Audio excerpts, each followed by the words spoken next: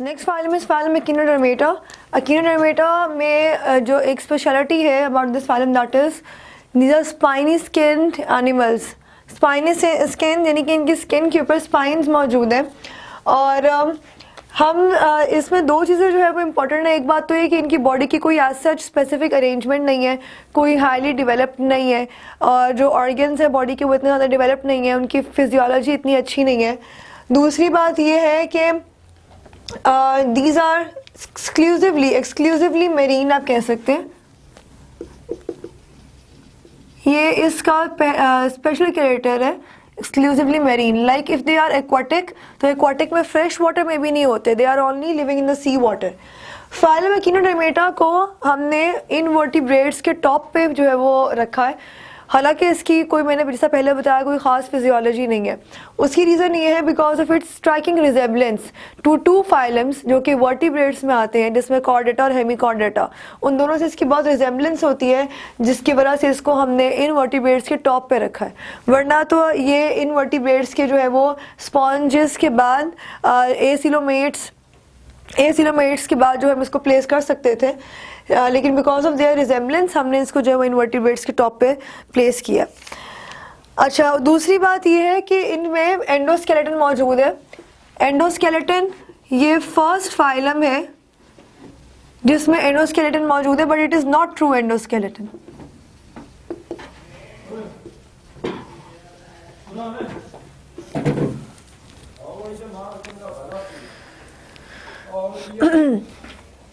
About 5,000 species of echinoderms, they are marine organisms living in the sea bottom. तो habitat में आप marine organisms लिख सकते हैं, और 5,000 स्पीशीज जो है वो रहती हैं। अब चूँकि सारी ही मेरीन में, तो आप इसको हैबिटेट के साथ ही लिख सकते हैं। मोड ऑफ लाइफ की बात करते हैं। मोड ऑफ लाइफ में अच्छा, एक और चीज़ एंडोस्केलेटन में आप लिख सकते हैं अबाउट द सिमेट्री। बॉडी की सिमेट्री किस तरह की है।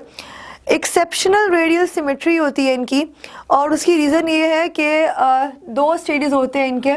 पहला तो लार्वा की बात की जाए और दूसरा ऑर्गेनिज्म की। लार्वा बायलेटरल होता है, ये बुक में नहीं लिखा हुआ है, if you want to write आप लिख सकते हैं। बायलेटरल होता है, और ऑर्गेनिज्म जो है it is having radial symmetry. फिर बात करते हैं मोड ऑफ लाइफ की। मोड ऑफ लाइफ में larval forms of these animals exhibit bilateral symmetry, but the adults show radial symmetry which is adaptation for this special mode of life. इसको आप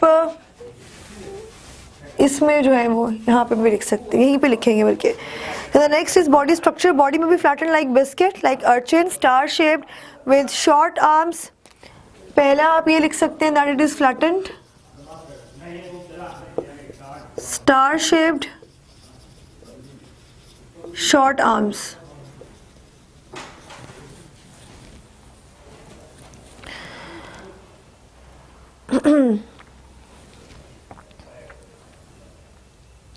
and उसके अलावा star shaped with long arms. दूसरा star shaped with long arms भी हो सकता है।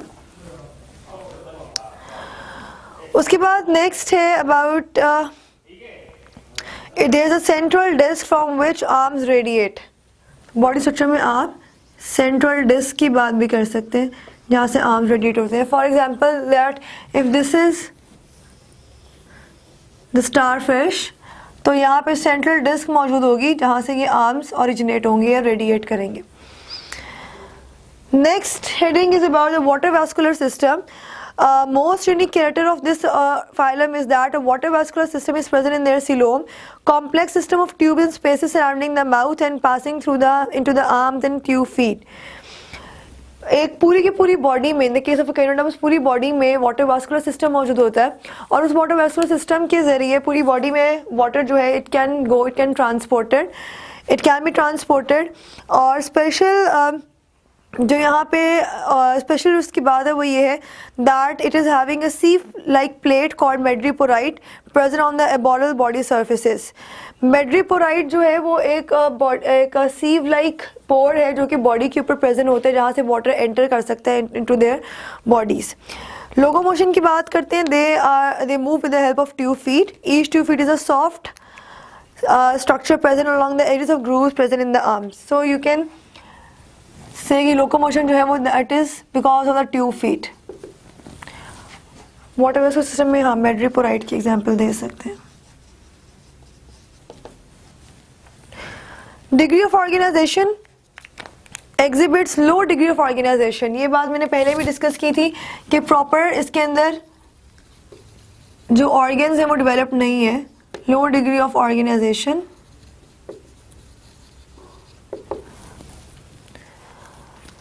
उसमें क्या आ जाता है, there is no brain, however a nerve ring is present around the pharyngeal region. Similarly, the circulatory system is poorly organized.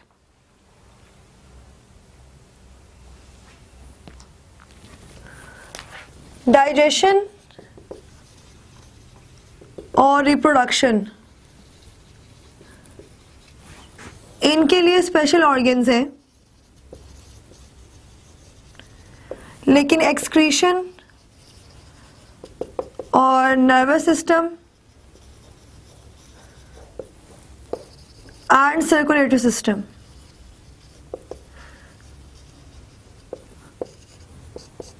no special organs या systems।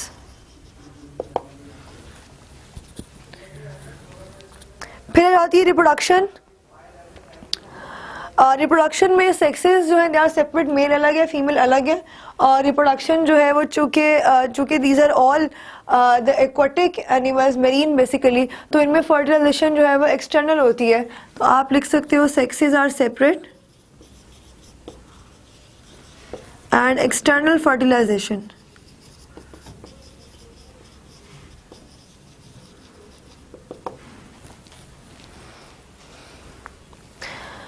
Larva cells, bipinnarea and brachylaria are complex, exhibit bilateral symmetry and resemble those of chordates.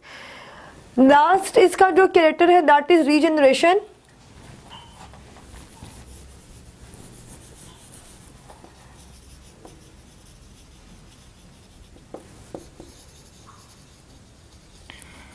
Regeneration में अगर आप इनकी body का कोई एक part जो है वो कट हो जाता है या एम्पुटेशन हो जाती है उसकी, for example in the case of starfish, तो ये जो आर्म है वो अपना खुद ही, अगर एक आर्म जो है वो उसकी एम्पुटेशन हो जाती है तो ये आर्म खुद ही से जो है वो रीजनरेट कर लेंगे। तो ये जो है वो एक इम्पॉर्टेंट स्ट्रक्चर है, इम्पॉर्टेंट कैरेक्टर है of this phylum. Starfish, sea cucumber, sea lily, brittle star and sea urchin exhibit this characteristics: ability to reform the lost organs. So regeneration is basically the ability to form lost organs. इनमें examples हैं that you can write. हाँ, अगर ये disc जो है यही cut जाती है तो फिर पॉसिबल नहीं होता कि वो इसको रीजनरेट करे। तो अगर एक आर्म है वो कट हो जाता है तो उसको रीजनरेशन जो है उसकी की जा सकती है। देन लास्ट इसका पॉइंट था that why are they placed on the top of the invertebrates. उसकी मैंने आपको रीजन बताई थी that they actually resemble chordates and hemichordates. वो रिजेंबलेंस किस तरह से है, पेज 190 पे रिजेंबलेंस लिखी हुई है। रेडियल क्लेवेज है, radial cleavage during the development of embryo in both phyla. Radial cleavage का मतलब है ये कैरेक्टर था आपके पास सीरीज ड्यूटेरोस्टोम्स का, सो दे रिजेंबल ड्यूटेरोस्टोम्स।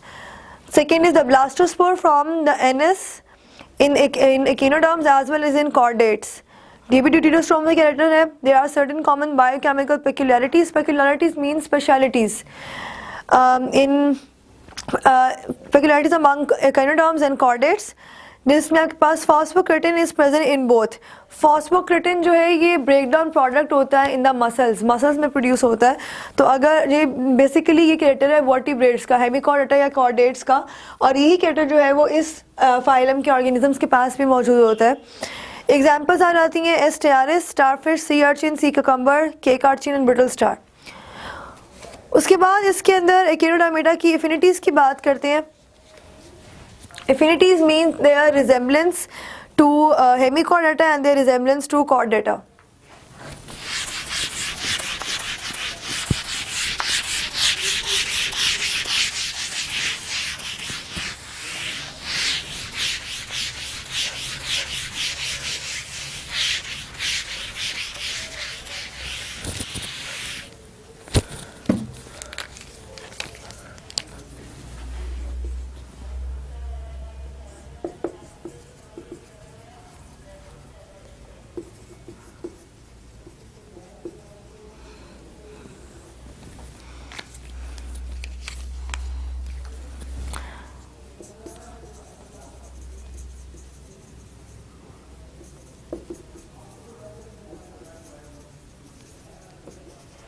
दो तरह से हम एफिनिटीज़ की बात करेंगे. फर्स्ट पैराग्राफ के ऊपर आप हेडिंग लिख सकते हैं resemblance to hemichordata and second पे रिजेम्बलेंस टू कॉर्डेटा.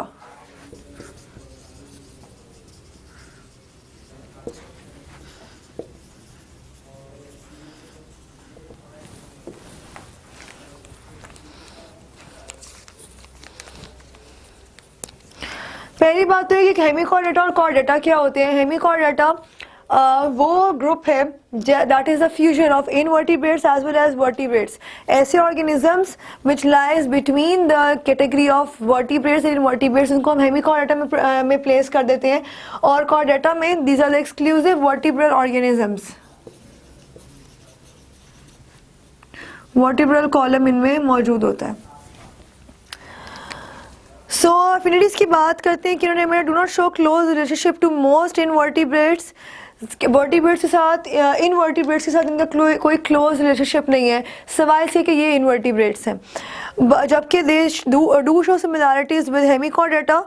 Similarities क्या है? Both of these have a number of common features, among which the formulation of coelom and retention of blastopore as the site for future NS. Formation of coelom है और coelom true coelom की formation है. And retention of blastopore. Blastopore की जो है blastopore उसकी भी retention है, which is the character of in the case of डिटेरोस्टोम्स.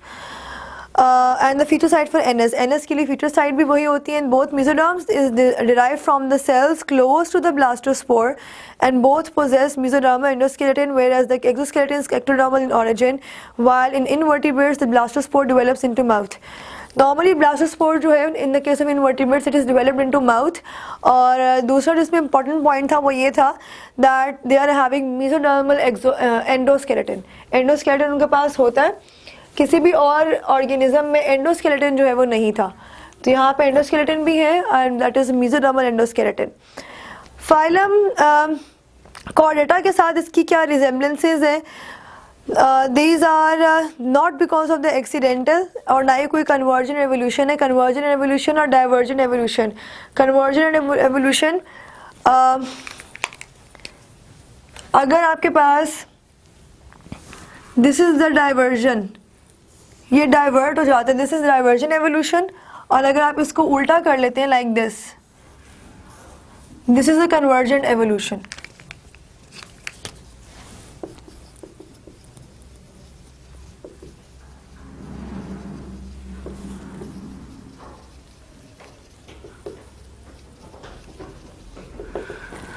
Diversion ये होती है कि एक ऑर्गेनिज्म उससे डिफरेंट जो है वो डाइवर्सिटीज़ प्रोड्यूस हो रही है, दैट इज़ डाइवर्जन एवोल्यूशन.